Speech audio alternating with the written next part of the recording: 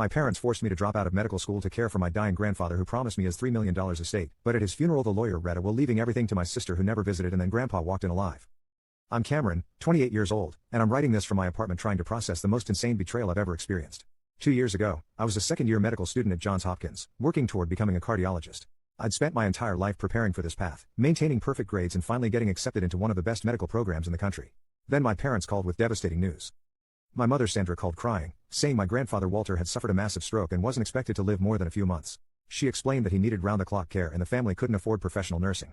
My father Gregory told me I needed to come home immediately and take a leave of absence from medical school to care for Grandpa Walter during his final months. I was shocked and conflicted. Medical school doesn't pause easily, and taking time off could derail my career. But my parents insisted that family came first and that Grandpa Walter specifically requested me as his caregiver because of my medical training. My younger sister Vanessa, who's 24, apparently couldn't help because she was in the middle of building her social media influencing career. My parents explained that Vanessa's work required constant travel and content creation, making it impossible for her to provide consistent care. They emphasized that I was the only one with medical knowledge and the flexibility to take time off since I was still in school rather than established in a career. The conversation that convinced me happened with Grandpa Walter himself. My parents put him on the phone, and he sounded weak and frail. He told me he knew he was dying and wanted to spend his final months with his favorite grandchild. He said I'd sacrificed so much for my education and that he wanted to make it worthwhile. Grandpa Walter promised that if I came home and cared for him, he'd leave me his entire estate, which he valued at around $3 million. The money included his paid-off house, investment accounts, and a business property he'd owned for decades.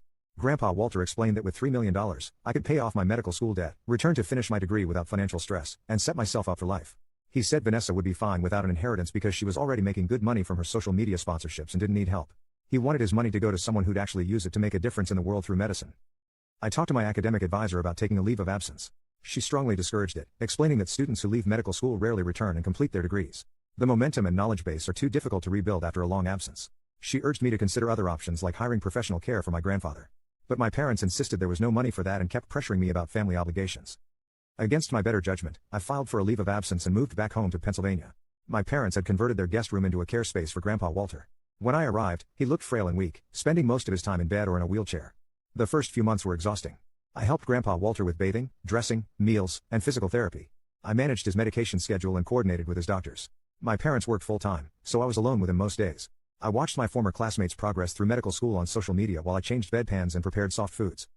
Vanessa visited exactly twice in 18 months. Both visits lasted less than an hour.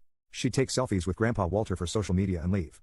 Grandpa Walter would tell me after each visit how disappointing she was. He'd reassure me that I was doing the right thing and would be rewarded for my dedication. My parents praised me constantly for my sacrifice and devotion. They'd tell extended family members about how I'd put my life on hold to care for my dying grandfather. They'd emphasize what a good, selfless person I was.